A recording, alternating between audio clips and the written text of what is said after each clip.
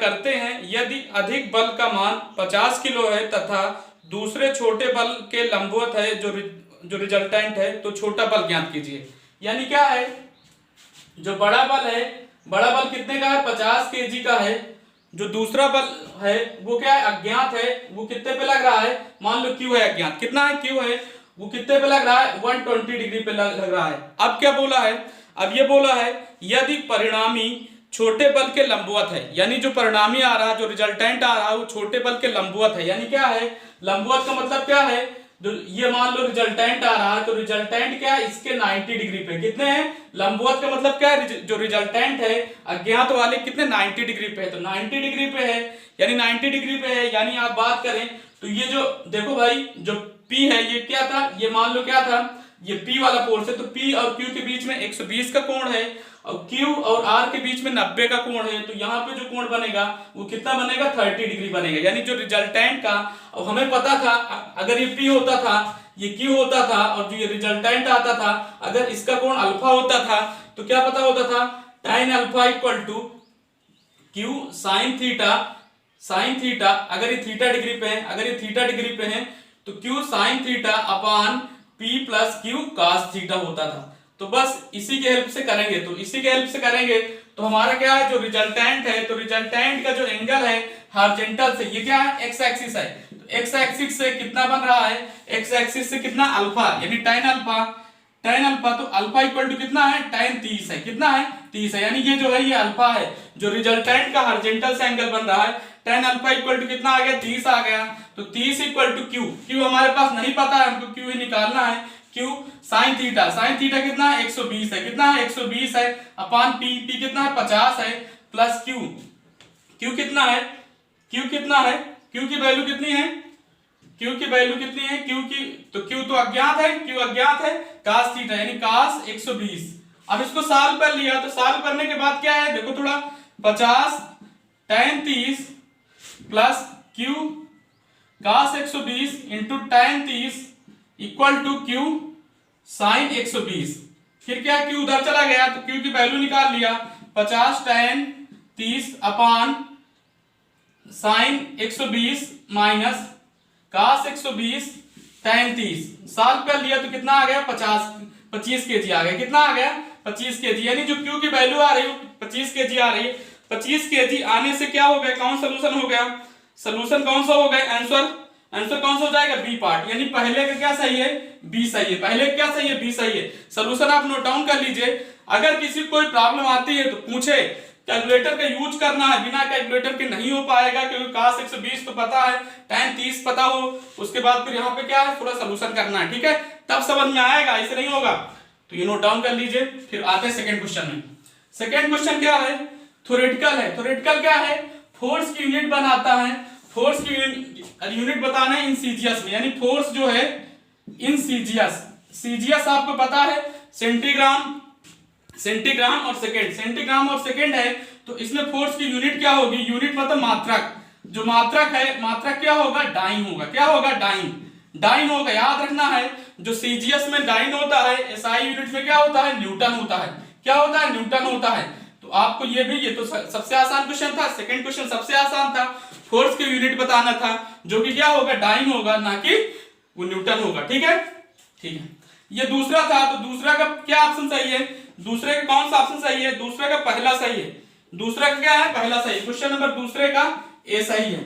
फिर question number तीसरा, तो क्वेश्चन नंबर तीसरा आ जाओ, तीसरे में क्या है, गलत चुनना है, निम्नलिखित में से गलत कथन चुनिए, तो गलत कथन चुनना है, तो गलत क्या है, centre of gravity of circle is at its centre, means क्या है, कोई सर्किल है, कोई सर्कल का जो सेंटर ऑफ ग्रेविटी है वो कहां पे लाई करता है, उसके सेंटर पे, एकदम सही है, ये सही है, यानी सीजी जो होगा वो कहां पे लाई करेगा, सही है, तो पहला क्या है, ऑप्शन सही है। फिर सेकंड में आ जाए, ट्रायंगल, तो कोई ट्रायंगल है, कोई ट्रायंगल है, ट्रायंगल में क्या बोला है उसने, हिंदी भी देखो हम दे देंगे हिंदी में, तो इसमें क्या बोला है, centre of gravity of triangle is at intersection of median, यानी क्या है, देखो भाई यहां पे डाला, यहां पे डाला, यहां पे डाला, ये इसका मीडियम कहलाता है, क्या कहलाता है, मीडियम कहलाता है, इस मीडियम पे इसका वेट ऐड करता है, क्या ऐड करता है, वेट ऐड करता है, तो सेंटर ऑफ ग्रेविटी ये भी सही है, जो सेकंड ऑप्शन वो भी सही है। थर्ड ऑप्शन क्या है, centre of gravity of rectangle is at centre of diagonal. यानी क्या है, जो सेंटर ऑफ ग्रेविटी है वो रेक्टेंगल के लिए क्या होती है, उसके डायगोनल के कट पे होती है, यानी यहाँ पे होती है। यानी इसका वेट कहाँ पे ऐड करेगा, यहाँ पे ऐड करेगा, तो ये भी सही है। यानी तीनों ऑप्शन सही है स्टार्टिंग के। चौथा ऑप्शन क्या है, centre of gravity of semi circle is r/2। तो देखो भाई सेमी सर्किल, तो सेमी सर्किल का क्या होता है, r/2 बोला, तो सेमी सर्किल अगर रेडियस कितनी है, r है, अगर रेडियस r है तो इसका जो सेंटर ऑफ ग्रेविटी होता है, हमने बताया था कि अब तक तुम लोगों को याद हो, तो ये कहां पे ऐड करता है, ये ऐड करता है 4r/3 पाई। कहां पे ऐड करता है, 4r/3 पाई। तो ये क्या है, ये बोला r/2 पे होगा, तो यही ऑप्शन क्या है, गलत है। यही ऑप्शन क्या है, गलत है। यानी क्या हो जाएगा इसका आंसर, डी हो जाएगा। क्या हो जाएगा, डी हो जाएगा। ठीक है, देख लीजिए एक बार, अगर किसी को कोई डाउट है तो पूछिए। ठीक है, मगर आपको सबको सलूशन ध्यान में रखना है, याद रखना है, इसलिए थोड़ा इतना विस्तार से मैं बता रहा हूं। अगर किसी को हिंदी इंग्लिश में दिक्कत है तो हमें पर्सनली बोले। ठीक है, आप लोगों के लिए ही बना रहा हूं मैं। ठीक है, चौथा क्वेश्चन क्या है, फर्श पर एक ऊर्ध्वाधर दीवार के खिलाफ आराम करने वाली सीढ़ी संतुलन में नहीं हो सकती यदि। यानी क्या है, एक जो है लैडर है, यानी फर्श है, ये देखो ये हमारी फर्श है, ये हमारी क्या है, फर्श है। इस फर्श पे ऊर्ध्वाधर दीवार है, ये हमारे पास क्या दीवार है, यानी ये क्या है, फर्श है, ये क्या है, फर्श है, और ये हमारे पास दीवार है। अब यहाँ पे सीढ़ी लगा दी गई, तो सीढ़ी लगा दी गई तो संतुलन में ना रहे, तो संतुलन में कब नहीं रहेगी, जब ये चिकनी होगी। क्या होगी, ये क्या होगी, स्मूथ होगी। अगर रफ होती, अगर ये स्मूथ है तो क्या हो जाएगा, फिसल जाएगी। क्या हो जाएगा, फिसल जाएगी। यानी क्या है, जो ऑप्शन में दिया है संतुलन में नहीं हो सकती, तो संतुलन में कब नहीं हो सकती, जब दोनों स्मूथ में हो जाए, यानी दोनों क्या हो जाए, चिकनी हो जाए। जब चिकनी हो जाएगी तो क्या होता है कि फिसल जाएगा। तभी हम लोग देखो सीढ़ी लगाते हैं, कभी कभी क्या यदि फिसल जाता है तो फिसले ना, तो फिसले कब नहीं फिसलेगा, जब यहाँ पे क्या होगा, रफ होगा। जब क्या होगा, खुरदुरा होगा तो नहीं फिसलेगा। अगर चिकना होगा तो फिसल जाएगा, और चिकना होगा तो फिसल जाएगा, तो संतुलन में नहीं रहेगा। संतुलन में क्या है, नहीं रहेगा। यानी कौन सा ऑप्शन सही है, अगर ऑप्शन देखें तो both floor and wall are smooth, यानी कौन सा ऑप्शन सही है, चौथा का सी सही है। चौथा क्या सही है, चौथा का सी सही है। ठीक है, स्मूथ रहेंगी तो संतुलन में नहीं रहेंगी भाई, यानी खुरदुरा रखना पड़ेगा। ठीक है, अब आता है एक पांचवा क्वेश्चन क्या है, 50 न्यूटन का एक बल P और एक बल Q का अज्ञात परिणाम एक दूसरे पे 90 पे होता है, तो 130 न्यूटन के बल द्वारा संतुलित है, तो Q का परिणाम ज्ञात कीजिए। यानी क्या है, एक P है, P की वैल्यू दिया है 50 न्यूटन। कितना दिया है, 50 न्यूटन। एक Q है जो अज्ञात है, Q क्या है, अज्ञात है, मगर ये दोनों कैसे हैं, 90 डिग्री पे। कैसे हैं, 90 डिग्री पे हैं। तो 90 डिग्री पे हैं तो आपको पता है 90 डिग्री पे है, यानी जो इसका रिजल्टेंट होगा, रिजल्टेंट क्या होगा, 45 डिग्री पे होगा। जो रिजल्टेंट होगा वो 45 डिग्री पे होगा, उसकी वैल्यू कितनी होगी, p² + q²। अब देखो भाई, इसमें दिया है वो 130 न्यूटन के द्वारा संतुलित है, यानी जो रिजल्टेंट है वो किसके है, 130 न्यूटन के से क्या है, संतुलित है। यानी संतुलित का मतलब क्या, इक्विलिब्रियम में है। कैसे है, इक्विलिब्रियम में है। तो ये बताओ, अब ये दोनों क्या, इधर r लग रहा है, इधर 130 लग रहा है, तो r इक्वल टू कितना हो जाएगा, 130 हो जाएगा। 130 इक्वल टू √p² + q², अब p की वैल्यू दिया है 50, तो 130 का स्क्वायर इक्वल टू p का स्क्वायर 50 का स्क्वायर प्लस q का स्क्वायर, तो q इक्वल टू √130 का स्क्वायर माइनस 50 का स्क्वायर।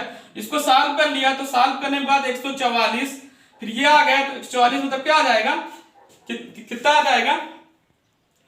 जाएगा, 12 और 1 0 और, तो कितना आ जाएगा, 120 आ जाएगा। कितना आ जाएगा, 120 न्यूटन आ जाएगा। कितना न्यूटन आ जाएगा, 120 न्यूटन आ जाएगा। कितना न्यूटन आ जाएगा, 120 न्यूटन आ जाएगा। तो कौन सा ऑप्शन सही है, कौन सा ऑप्शन सही है, 5 का डी सही है। 5 का क्या है, 5 का डी सही है। 5 का क्या सही है, डी सही है। आप इसको नोट डाउन कर लीजिए, अगर कहीं प्रॉब्लम आती है तो पूछो, पूछने से आएगा, सीधी सी बात है। ठीक है, अब आ जाओ क्वेश्चन 6। क्वेश्चन 6 में क्या है, क्वेश्चन 6 देखो भाई, क्वेश्चन 6 क्या है, बीम है। बीम कैसे, सिंपली सपोर्ट बीम है। तो सिंपली सपोर्ट बीम है, तो सिंपली सपोर्ट बीम में देखो भाई, इधर एक सपोर्ट लगे हैं।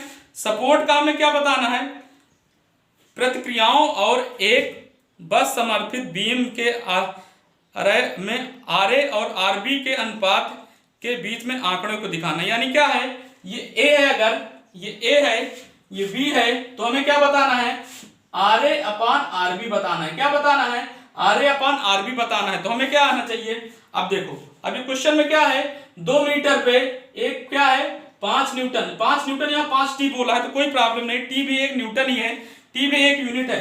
फिर 2 न्यूटन पे क्या किया है, एक यूडीएल लगाया है, वो कितना लगाया, 2 टी पर मीटर, यानी 2 न्यूटन पर मीटर लगाया है। उसके बाद फिर यहीं पे क्या लगाया है, एक पॉइंट लगाया है, पॉइंट कितना 3t, यानी क्या है, ये 2 मीटर है, ये 2 मीटर है, ये 2 मीटर है, ठीक है, यानी 8 मीटर की बीम है, इसमें ये लोडिंग लगी है। तो लोडिंग लगी है तो हमें सबसे पहले क्या बताओ, सॉल्व करने के लिए बीम में रिएक्शन निकालना है। हमने ये क्वेश्चन करवाया नहीं था, मगर ध्यान आप देख लो, अगर ना समझ में तो पूछो। तो क्या हो जाएगा, summation of all vertical force equal to 0, equilibrium equation है तो summation of all vertical force equal to 0, तो आर ए आर बी है, तो क्या हो जाएगा, आर ए आर बी ऊपर लग रहा है तो ये दोनों पॉजिटिव हो जाएंगे, यानी क्या हो, ऊपर साइड वाले को हमने पॉजिटिव ले लिया, तो यानी क्या है, बाकी सब नीचे लग रहे हैं, तो R A plus R B equal to कितना आ जाएगा, 5 3 8, यानी 5 प्लस 3 आ जाएगा। और यूडीएल का देखो भाई, अगर यूडीएल में डब्ल्यू न्यूटन पर मीटर लग रहा हो और लेंथ कितनी एल हो, तो टोटल लोड जो हो जाता है डब्ल्यू इंटू एल हो जाता है, कितना हो जाता है, डब्ल्यू इंटू एल हो जाता है। और total load act at mid point of length, mid point of length, यानी क्या है, अगर यूडीएल में संवितरित भार है, संवितरित भार में जो लोड है वो मिड पे लगता है, मध्य पे लगता है, टोटल लोड कितना होता है, डब्ल्यू इंटू एल होता है। तो देखो भाई 5 ये पॉइंट ये हो गया, 3 ये हो गया, 2 इंटू 2 हो गया टोटल लोड, तो कितना आ गया, 4 3 7 7 5 12, यानी कितना आ गया, 12 आ गया, यानी R A plus R B equal to कितना आ गया, 12 आ गया। अब क्या है, अब हमें क्या है, एक की वैल्यू निकालना है, तो क्या आ जाएगा, summation M A equal to 0, अगर सिंपली सपोर्ट है तो एंड पे सपोर्ट में क्या हो जाएगा, जो मोमेंट होगा 0 होगा। तो यहाँ पे खड़े हो गए, यहाँ पे खड़े हो गए, तो अब देखो भाई, अब यहाँ पे एक डायरेक्शन लेते हैं एंटी क्लॉकवाइज पॉजिटिव, यानी क्या है, जो मोमेंट है वो एंटी क्लॉकवाइज पॉजिटिव लेते हैं, तो एंटी क्लॉकवाइज पॉजिटिव लेते हैं, तो ये 5 इंटू देखो 5 इंटू 2, यानी 5 इंटू 2 माइनस 5 इंटू 2, ये क्लॉकवाइज इसलिए नेगेटिव हो गया। फिर देखो भाई, फिर ये देखो माइनस ये भी करेगा, तो 2 इंटू 2 तो ये टोटल लोड ऑफ यूडीएल है, कहां पे ऐड करेगा, 2 प्लस 2 प्लस 2 बटा 2, यानी मध्य पे करेगा 2 बटा 2, ठीक है। ध्यान रखना है, देखो यहां पे खड़े हो तुम ए पे, यहां से ये देखो, तो ये 2 मीटर, ये 2 मीटर, 2 2 4 हो गया, और यहां पे क्या 2 बटा 2 लिया, फिर ये क्या हो जाए 3 वाला, तो 1 2 3, यानी क्या हो जाएगा, माइनस 3 इंटू 6 हो जाएगा, 3 इंटू 6, ये देखो ये वाला लोड पॉइंट लोड है, तो क्या है, 6 दूरी पे है, 6 दूरी पे है, 3 इंटू 6 हो जाएगा, प्लस आरबी, यानी क्या है, plus R B into 8 equal to 0, तो क्या आ जाएगा, देखो थोड़ा 5 गुना 10 और 5 चौको 20, 10 30 हो गया, और 18, तो कितना आ गया, आरबी इक्वल टू 48 बटा 8 आ गया, यानी 6 न्यूटन आ गया, कितना आ गया, 6 न्यूटन। तो आरए भी तो जब आरबी 6 आ जाएगा तो आरए कितना आ जाएगा, 12 माइनस 6, तो यानी 6 न्यूटन, यानी क्या आ जाएगा, आरबी क्या है, 6 6 है, तो कितना आ जाएगा, 1 आ जाएगा, क्या आ जाएगा, जो रेशियो कितना आ जाएगा, 1 आ जाएगा। नोट कर लो, अगर कोई दिक्कत हो तो पूछो, ठीक है। अब आ जाओ, कौन सा ऑप्शन सही है, कौन सा ऑप्शन सही है, तो ऑप्शन डी सही है। कौन सा सही है, क्वेश्चन 6 का डी सही है, क्वेश्चन 6 का क्या सही है, डी सही है। अब आ जाओ 7वां क्वेश्चन, तो 7वां क्वेश्चन क्या है, जल्दी देखो भाई, 7वां क्वेश्चन, 7वां सबसे आसान क्वेश्चन है, दो हैं पी और क्यू है, तो रिजल्टेंट निकालना है, तो रिजल्टेंट कितना होगा, बताओ भाई, दो अगर हैं, पी है क्यू है, इनका रिजल्टेंट अगर ये थीटा है तो रिजल्टेंट कहां पे होगा, तो क्या हो जाएगा, P square plus Q square plus 2pq cos theta, तो कौन सा हो जाएगा, डी पार्ट, कौन सा हो जाएगा, डी पार्ट हो जाएगा, कौन हो जाएगा, 7 का डी हो जाएगा, 7 का क्या हो गया, डी हो गया, 7 का कितना हो गया, डी हो गया। ये सबसे आसान क्वेश्चन है, सबको आता है, ठीक है। 8वां क्वेश्चन की बात करें तो 8वें क्वेश्चन में यदि दिए गए बल का एक सेट बहुभुज उनके मुक्त वेक्टर का एक बंद बहुभुज का निर्माण करता है, यानी सबके पास क्वेश्चन है, क्वेश्चन अपना खोल के देखना है, सलूशन हम जो बोल रहे हैं उसको ध्यान से मिलाना है, ठीक है। अगर ऑप्शन में कोई दिक्कत आ रही है तो पूछो, ठीक है। तो देखो क्या है, एक जो है, एक क्या बहुभुज बना रहा है, बहुभुज जब बहुभुज बनाता है, यानी जब बहुभुज कभी बनाता है, यानी क्या है, 4 5 जो है 6 का बहुभुज बनाता है, तो उनका जो रिजल्टेंट होता है, तो रिजल्टेंट क्या करता है, मान लो ये रिजल्टेंट आएगा, तो रिजल्टेंट क्या होगा, उनका रिजल्टेंट फोर्स 0 होगा बट कपल नहीं 0 होगा। तो इसमें ऑप्शन क्या है, ऑप्शन देखना है। तो ऑप्शन क्या है, पहले में रिजल्टेंट फोर्स 0 किया है, रिजल्टेंट कपल ऑलवेज 0, यानी क्या है, फोर्स तो 0 होगा, रिजल्टेंट फोर्स देखो थोड़ा, रिजल्टेंट फोर्स को 0 कर दिया बहुभुज में, तो ये तो सही बात है, बट क्या है, जो कपल आएगा, जो कपल आएगा वो 0 होगा, तो कपल क्या पता ना 0 हो, तो कपल नहीं 0, पहला ऑप्शन गलत है। फिर दूसरा ऑप्शन क्या है, resultant force is 0 but resultant couple is not 0, ये भी गलत है, ये सही हो सकता है, बट क्या है, resultant force is 0, resultant couple में नॉट बी 0, यानी क्या है, अगर रिजल्टेंट फोर्स तो 100% जो है 0 होगा, बट जो रिजल्टेंट कपल है, जो रिजल्टेंट कपल है वो 0 भी हो सकता है और 0 नहीं भी हो सकता है, यानी क्या है, 0 भी हो सकता है, 0 नहीं भी हो सकता है। तो कौन सा ऑप्शन सही हो जाएगा, सी ऑप्शन। कौन सा ऑप्शन सही हो जाएगा, सी ऑप्शन। बी भी सही है, बट मोस्ट एप्रोप्रिएट लगाना है, तो मोस्ट एप्रोप्रिएट कौन सा हो जाएगा, सी ऑप्शन हो जाएगा। क्या हो जाएगा, सी ऑप्शन। तो 8 का कितना हो जाएगा, 8 का सी ऑप्शन हो जाएगा। 8 का कितना हो जाएगा, सी ऑप्शन। हिंदी में क्वेश्चन है, हिंदी में पढ़ लेना, यानी एक बहुभुज है, तो बहुभुज में क्या है, अगर फोर्स लगे हैं तो फोर्स ऐसे लगे हैं, जो रिजल्टेंट फोर्स हो जाएगा उसको बैलेंस कर लेगा, तो रिजल्टेंट क्या हो जाएगा, 0 हो जाएगा, बट कपल हो सकता है, हो भी नहीं सकता, इसीलिए सी ऑप्शन सही है। ठीक है, फिर 9वां क्वेश्चन आया, एंगल ऑफ फ्रैक्शन। तो एंगल ऑफ फ्रैक्शन की बात करें अगर, तो ये हमारे पास कोई बॉडी है, ये कहां पे रखी है, एक रफ सरफेस पे रखी है, एक रफ सरफेस पे रखी है, इधर हमने पी लोड लगाया, तो फ्रैक्शन फोर्स किधर लगता है, म्यू एन इधर लगता है, ये फ्रैक्शनल फोर्स है, फ्रैक्शनल फोर्स है, यहाँ पे वेट है, तो वेट डब्ल्यू नीचे लगता है, ये नॉर्मल रिएक्शन लगती है। और जो इनका रिजल्टेंट है वो कैसे आता है, ये आता है, रिजल्टेंट कैसे आता है, दोनों 90 डिग्री पे है तो 45 पे आ जाता है, तो 45 पे आ जाता है, ये एंगल जो है ये फ्रैक्शन एंगल होता है। तो ऑप्शन कौन सा है, ऑप्शन देखो भाई, the ratio of tan phi equal to कितना होता है, म्यू एन होता है, तो म्यू होता है, तो क्या हो जाएगा, एफ अपॉन एन हो जाएगा, एफ अपॉन एन हो जाएगा, तो क्या हो जाएगा, देखो थोड़ा भाई, the resultant force and result, the ratio of fractional and normal reaction, the ratio of fraction and normal reaction. फिर क्या है, the force of fraction when the body is motion, ये तो गलत है। फिर थर्ड ऑप्शन क्या है, the angle between the normal reaction and resultant of the normal reaction and limiting fraction. अब देखो क्या है, angle between the normal reaction and, अब देखो क्या है, म्यू एन है, तो म्यू एन इक्वल टू क्या आ जाएगा, अब भाई इसमें ऑप्शन कौन सा है, देखो भाई, तो देखो थोड़ा, अब देखो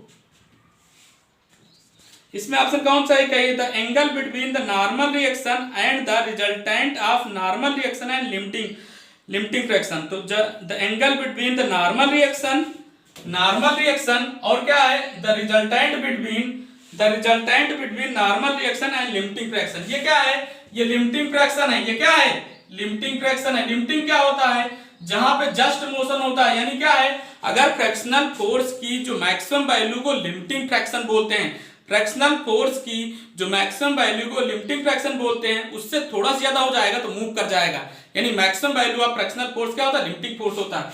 इनके बीच का जो रिजल्टेंट है उसके बीच में एंगल है, यानी कौन सा ऑप्शन सही है, ऑप्शन कौन सही है, सी ऑप्शन। कौन सा ऑप्शन सही है, सी ऑप्शन सही है। यानी क्या है, क्वेश्चन नंबर 9 का ऑप्शन क्या सही है, सी सही है। अब आते हैं, नोट डाउन कर लो भाई, क्वेश्चन नंबर 10वां। तो क्वेश्चन नंबर 10वां जो है, 10वां क्या है भाई, 10वां है, देखो भाई, कोण जो एक झुका हुआ है क्षैतिज के साथ बनाता है, जब उस पर रखा गया है शरीर नीचे जाने पे बिंदु पर होता है, कहा जाता है। अब देखो भाई, एक इंक्लाइंड प्लेन है, यानी क्या है, ये क्षैतिज है, ये इंक्लाइंड है, यहाँ पे एक बॉडी रखी है। अब ये बॉडी जब रखी है, इसका वेट ऐसे काम करेगा, ये हमारे पास क्या होता है, इसका अगर ये एंगल जो है, ये जो एंगल है ना अल्फा, ये अल्फा ही क्या है, एंगल ऑफ रिपोज है। ये एंगल क्या कहलाता है, एंगल ऑफ रिपोज कहलाता है। क्या कहलाता है, angle of repose. Angle of repose बहुत ज्यादा इंपॉर्टेंट है। तो एंगल ऑफ रिपोज क्या हो गया, अगर क्या है, कोई इंक्लाइंड पे जो हमारे रखा होता है, कितने पे, 36 पे एंगल बनाता है, तो कितना बनाता है, एंगल ऑफ रिपोज के बराबर बनाता है। यानी 10 का कितना सही हो जाएगा, 10 का ए सही हो जाएगा। 10 का कितना सही हो जाएगा, ए सही हो जाएगा। जल्दी देख लीजिए। फिर आ जाओ 11 क्वेश्चन में। तो 11 क्वेश्चन क्या है, 11 क्वेश्चन में वर्क बताया है। तो वर्क क्या होता है, रेट ऑफ डूइंग वर्क क्या होता है, वो पावर हो जाता है। तो कार्य करने की क्षमता, कार्य करने की क्षमता को क्या बोलते हैं, वर्क बोलते हैं। तो कार्य करने की क्षमता को क्या बोलेंगे, वर्क बोलेंगे। तो कैसा हो जाएगा, अब देखो क्षमता की बात हुई, यानी क्या है, फोर्स इनटू डिस्प्लेसमेंट, यानी डिस्प्लेसमेंट। अब याद रखना डिस्प्लेसमेंट है भैया, एक आदमी क्या है, एक बोरा लेके खड़ा हुआ है तो कोई वर्क नहीं किया, जब तक वो मोशन नहीं करेगा, जब तक वो मोशन नहीं करेगा तब तक क्या कोई वर्क डन नहीं होगा। यानी फोर्स लगाया, फोर्स लगाने से क्या हो गया, थोड़ी दूरी मिल गई, तो F इंटू डी हो जाता है, क्या वर्क हो जाता है, क्या हो जाता है, वर्क हो जाता है। तो फोर्स इंटू डिस्प्लेसमेंट क्या होता है, वर्क होता है। यानी क्या है, डिस्प्लेसमेंट, याद रखना डिस्प्लेसमेंट क्या है।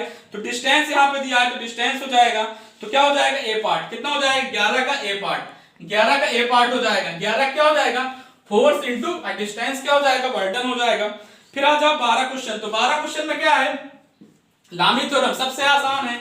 लामी थ्योरम में देखो भाई, लामी थ्योरम दिया है, ऐसे दिया है, ऐसे दिया है, उसके बाद क्या है, 100 किलो न्यूटन है, इधर 100 किलो न्यूटन है, इधर ए है, इधर बी है। इसमें क्या पूछा है कि हमारा जो है स्ट्रिंग में तनाव, तो स्ट्रिंग कितनी है, 2 है, इनमें तनाव निकालना है, इनमें क्या निकालना है, तनाव निकालना है। और यहाँ का एंगल कितना दिया, 60 डिग्री दिया है, तो ये 60 है तो ये भी 60 हो जाएगा, तो ये कितना 120 हो गया, तो ये भी 120, ये भी 120। तो क्या लामी थ्योरम लगा दिया। तो लामी थ्योरम क्या कहता है, टी ए, अगर ये स्ट्रिंग में टी ए है, ये टी बी है, तो क्या हो जाएगा, T A upon sine 120 equal to T B upon sine 120 equal to 100 upon sine 120। तो कितना हो जाएगा, T A equal to T B equal to 100। तो यानी क्या हो जाएगा, टी ए सब बराबर हो जाएंगे, क्योंकि एंगल सारे बराबर हैं। तो एंगल बराबर होने से क्या हो जाएगा, सारा फोर्स भी बराबर हो जाएगा। तो यानी कौन सा ऑप्शन सही हो जाएगा, 100। तो 100 आ जाएगा। तो 100 कौन सा ऑप्शन सही है, सी पार्ट। कौन सा ऑप्शन सही है, C part. Question number 13, question number 13 क्या है, जल्दी से नोट डाउन कर लो, वैरीगान थ्योरम। तो वैरीगान थ्योरम का स्टेटमेंट है भैया। अब ये स्टेटमेंट क्या है, पीटी बोर्ड में भी आएगा, सब जगह आएगा। तो वैरीगान थ्योरम का स्टेटमेंट याद करना है। क्या होता है, अगर कोई फोर्स लग रहे हैं, ये P1 लग रहा है, ये P2 लग रहा है, ये P3 लग रहा है, किसी एक पॉइंट के अबाउट इनका जो रिजल्टेंट होगा, मान लो ये रिजल्टेंट है जो P1 P2 का, इसका जो मोमेंट होगा यानी रिजल्टेंट इंटू डी, यहां से क्या हो जाएगा, ये D2 हो जाएगा, ये D1 हो जाएगा, ये क्या हो जाएगा, D3 हो जाएगा। यानी क्या हो जाएगा, D1 P1 plus P2 D2 plus P3 DT, ये O पॉइंट है, equal to R into D हो जाएगा। यानी क्या है, जो रिजल्टेंट का क्या है, जो क्या है, जो मोमेंट होगा वो sum of the product of the sum of the product of the sum of the product of the individual force into displacement. यानी क्या हो जाएगा, वैरीगान थ्योरम हमें याद करना है। हिंदी में 4 ऑप्शन दिए हुए हैं, अब हिंदी में दिए हैं तो हिंदी में देख लीजिए, चाहे इंग्लिश में देख लीजिए, ठीक है। तो कौन सा ऑप्शन सही है, इसमें जो ऑप्शन सही है वो डी ऑप्शन सही है। कौन सा ऑप्शन सही है, डी ऑप्शन सही है। डी ऑप्शन क्या है, देखो भाई थोड़ा ध्यान से देखो, डी ऑप्शन क्या है, डी ऑप्शन क्या है भाई, algebraic sum of the moment of the force about any point in the plane is equal to the moment of resultant about that point। यानी क्या है, वही बात है। तो क्या हो जाएगा, डी ऑप्शन। 13 का डी है, स्टेटमेंट है, याद रखना है, आएगा एग्जाम में। बात करते हैं 14 क्वेश्चन की। 14 क्वेश्चन क्या है, 14वां बहुत आसान है। 14 क्या है, कपल। तो कपल का क्या है, विशेषता बतानी, यानी कि जोड़ा है। कपल हमने बताया था, 2 फोर्स, एक एफ है, देखो भाई जल्दी से देखो, जल्दी से, एक एफ है, एक इधर एफ लग रहा है, यानी दोनों का क्या है, अगर मैग्नीट्यूड क्या सेम है, अगर ये सर्टेन डिस्टेंस पे है यानी डी डिस्टेंस पे है, तो क्या करेंगे, कपल प्रोड्यूस करेंगी, कपल प्रोड्यूस करेंगी। इस कपल की वैल्यू कितनी होगी, एफ इंटू डी होगी। ये कपल क्या है, अब इसकी विशेषता बतानी है, तो विशेषता क्या बताएंगे, algebraic sum of the force constitution couple is 0, सही बात है, ठीक है। उसके बाद algebraic sum of the moment of force constitution couple about any point is same, ये भी सही बात है। एक कपल कैन बी, अब देखो कोई कपल है, एक फोर्स से नहीं बैलेंस किया जा सकता, ये भी ध्यान रखना, याद रखना है। तो इसका ऑप्शन क्या हो जाएगा, ऑल ऑफ डी हो जाएगा। 14 क्या हो जाएगा, डी हो जाएगा। बात करते हैं 15वां क्वेश्चन की। तो 15वां क्वेश्चन क्या है, देखो कपल की विशेषता कभी कभी एग्जाम में आ जाता है 1 नंबर में, तो आपको करना पड़ेगा। फिर 15 क्वेश्चन है, coefficient of fraction depend upon, यानी कि जो कोएफिशिएंट ऑफ फ्रैक्शन होता है, अब ये बताओ जो कोएफिशिएंट ऑफ फ्रैक्शन है वो किस पे डिपेंड करेगा। तो क्या दिया है, क्या दिया है, nature of the surface only, area of the contact, यानी एरिया ऑफ कंटेक्ट। अब देखो nature of the surface, nature of surface, अभी देखो हमने बात की थी, एक क्षैतिज था, एक सतह थी, एक फर्श थी, एक दीवार थी। अगर उनकी यदि जो दीवार थी वो क्या थी, चिकनी थी, तो वो क्या हुआ, संतुलन में नहीं थी, तो संतुलन में नहीं रहेगी। अगर वो चिकनी होगी तो संतुलन में नहीं रहेगी, यानी क्या उसके नेचर पे डिपेंड करेगी। सरफेस का नेचर कैसा, एरिया पे नहीं डिपेंड करेगी। तुम खुद देखते हो कि जब चलते हो चाहे एक उंगली में अगर फिसल गए तो फिसल जाओगे, एरिया क्या है, एक छोटा सा उंगली है। अगर पैर रख दिया, अगर चिकना है तो फिसल जाओगे, अगर कोई बॉडी रख दिया अगर चिकना है तो फिसल जाओगे। यानी क्या है, बॉडी पे नहीं डिपेंड करेगी, यानी क्या है, केवल कहां पे डिपेंड करेगी, ओनली डिपेंड करेगी नेचर ऑफ द सरफेस, यानी सरफेस कैसा है, चिकना है खुरदुरा है। अगर चिकना है तो उस पर डिपेंड करेगी, खुरदुरा है तो उस पर डिपेंड करेगी। यानी क्या है, उसके किस पे डिपेंड करेगी, सरफेस पे डिपेंड करेगी। यानी कौन सा ऑप्शन सही हो जाएगा, ए ऑप्शन सही हो जाएगा। बात करते हैं 16 क्वेश्चन की। तो 16 क्वेश्चन क्या है, 16 बहुत अच्छा है। 16 थोड़ा सा जो है बढ़िया दे दिया मैंने क्वेश्चन। क्या है देखो, थोड़ा समान रूप से समवितरित भार, यानी एक सिंपली सपोर्टेड बीम है। क्वेश्चन पढ़ लेना आप लोग। सिंपली सपोर्टेड बीम है, सिंपली सपोर्टेड बीम में यूडीएल लगा है। क्या लगा है, यूडीएल लगा है। कहां पे, कितने न्यूटन का, पूरे लेंथ पे। लेंथ कितनी है, लेंथ तुम्हारी दी है 10 मीटर। लेंथ कितना दिया है, 10 मीटर दिया है। और हमारा कितना जो समवितरित भार है वो कितना दिया है, 5 किलो न्यूटन पर मीटर। यानी क्या है, 5 किलो न्यूटन पर मीटर। यानी टोटल लोड हमने बताया था, टोटल लोड कितना, W इंटू एल होगा। W इंटू यानी 5 इंटू 10 हो जाएगा, तो कितना आ जाएगा, 50 किलो न्यूटन। यानी टोटल लोड कितना आ गया, 50 आ गया। पूछ क्या रहा है, समान रूप से वितरित भार बीम के अंतिम बिंदुओं पर प्रतिक्रिया पूछ रहा है। यानी क्या है, जो ये मान लो ए है, ये बी है, तो आर ए और आर बी पूछ रहा है। अब देखो भाई, आर ए आर बी क्या होंगे, बराबर होंगे। उसका रीजन क्या है, ये सब में बराबर लग रहा है, तो सब में बराबर है, सिमेट्री है इसमें। पूरे भार में लग रहा है तो आधा इधर चला जाएगा, आधा इधर चला जाएगा। तो है कितना, 50 है टोटल लोड, तो 25 इधर चला आया, 25 इधर चला आया। तो क्या हो गया, इसका ऑप्शन क्या सही हो जाएगा। अगर जो है अंतिम बिंदु पे भार कितना हो जाएगा, 25 हो जाएगा। यानी 16 का कितना हो जाएगा, 20 सही हो जाएगा। 16 कितना हो जाएगा, 20 सही हो जाएगा। बात करते हैं 17 का। बात कर, देखो भाई टोटल लोड 50 आया, आधा इधर चला आया, आधा नीचे चला। उसका रीजन क्या है, दोनों भाई क्या है, सिमेट्री है। यानी क्या है, जब फुल है, कोई और लोड लगा नहीं है। तो ये बताओ, टोटल अगर 5 किलोमीटर रखा है तो इधर 2.5 आ जाएगा, इधर 2.5 आ जाएगा। बात एक ही। तो ठीक है, अब आ जाते हैं क्वेश्चन नंबर, क्वेश्चन कौन सा है भाई, क्वेश्चन नंबर देखना है 17। क्वेश्चन नंबर 17 क्या, सेंट्रॉइड है। तो सेंट्रॉइड निकालना है, यानी केंद्रक निकालना है। तो केंद्रक निकालना है, तो ये देखो ऐसे दिया है। अब ये एल शेप का दिया है, इसका डायमेंशनिंग दिया है 4 सेंटीमीटर, 1 सेंटीमीटर, ये 5 सेंटीमीटर, ये 6 सेंटीमीटर। तो सबसे पहले हमने क्या किया, अब जल्दी से, ये हमारा ओरिजिन है, इसको हमने काट लिया। तो ये इसको 1 बोल दिया, इसको 2 बोल दिया। तो हमने क्या निकाला, A1 निकाला। तो A1 कितना आ जाएगा, 4 इंटू 1 4 आ जाएगा। फिर X1 निकाला, X1 कितना हो जाएगा, 4/2 2 आ जाएगा। Y1 कितना हो जाएगा, 1 है तो कितना हो जाएगा, 1/2 तो कितना आ जाएगा, 0.5 आ जाएगा।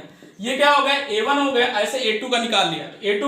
A2 कितना है, देखो थोड़ा, अब ये 1 कट जाएगा तो ये बचेगा कितना, 5। ये 5 है, और ये देखो ऊपर दिया 2, ऊपर कितना दिया, 2 सेंटीमीटर, यानी कि 2 सेंटीमीटर है। तो 5 दूना 10 आ जाएगा। कितना आ जाएगा, 5 दूना 10, यानी कितना आ जाएगा, 10 आ जाएगा। X2 आ जाएगा।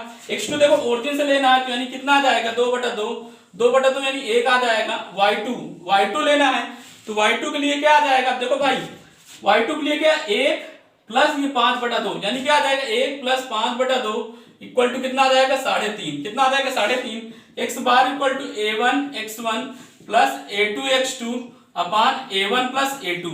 ये निकल जाएगा y bar equal to A1 Y1 plus A2 Y2 upon A1 plus A2। Solve कर लिया, सब वैल्यू रख के सॉल्व कर लिया। तो सॉल्व करने पे जो ऑप्शन आ रहा है, ऑप्शन कौन सा आ रहा है, पहला ऑप्शन। कौन सा आ रहा है, पहला ऑप्शन। यानी 17 का कौन सा ऑप्शन सही हो जाएगा, 17 का पहला ऑप्शन सही हो जाएगा। 17 क्या हो जाएगा, पहला ऑप्शन। वैल्यू केवल रखना है, वैल्यू रखने पे कितना आ जाएगा, पहला ऑप्शन। यानी कितना आ जाएगा, जो केंद्रक का पॉइंट आ रहा है वो कितना आ रहा है, 1.28, और इसको आ रहा है 2.64। अगर कैलकुलेशन मिस्टेक है देख लेना, बाकी जल्दी से देख लो भाई, ठीक है। फिर क्वेश्चन आते हैं 18वां। तो 18वां भी सेंट्रॉइड निकालना है। 18वां भी क्या करना है, सेंट्रॉइड निकालना है। तो सेंट्रॉइड है किसका, अब देखो भाई 2 बॉडी इसमें भी बनी है, ये बॉडी है, इस बार ये बॉडी है, तो ये बॉडी है, तो कितने की, थोड़ा लेंथ देखो, ये 20 सेंटीमीटर दिया है, ये 5 सेंटीमीटर दिया है, ये भी 5 सेंटीमीटर दिया है। अब देखो भाई इसमें भी का सेंट्रॉइड निकालना है।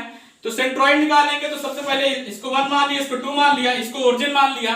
जल्दी देखो, इसको ओरिजिन माना तो क्या हो जाएगा A1, तो 20 × 5 यानी कितना हो जाएगा 20 × 5 तो कितना हो जाएगा 100 सेंटीमीटर स्क्वायर।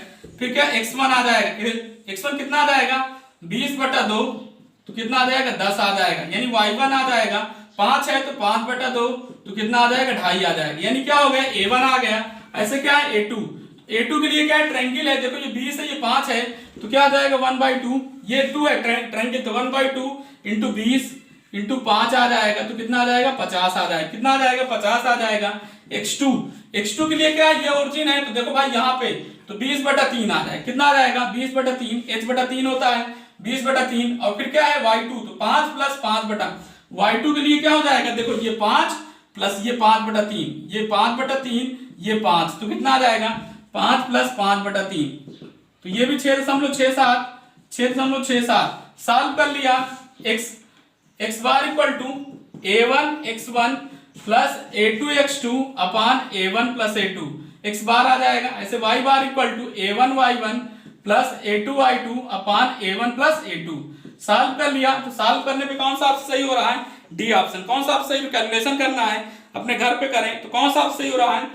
इसका जो आंसर आ रहा है x बार इक्वल टू 8.88 आ रहा है, y बार इक्वल टू कितना आ रहा है 3.88, यानी जो ऑप्शन दिया था वो डी ऑप्शन था। डी में क्या था x बार क्या है वो बाद में दे दिया, y बार पहले दे दिया, यानी क्या है 18 क्या है डी पार्ट है, 18 क्या है डी पार्ट है। जल्दी से देख लो भाई, फिर 19 आ जाओ, टाइम हो रहा है ज्यादा, 19 आ जाओ। 19 में क्या है, 19 में क्या है भाई, 19 क्वेश्चन क्या है, centre of gravity of the circle of radius 10 centimetre will be, यानी क्या है centre of gravity of circle.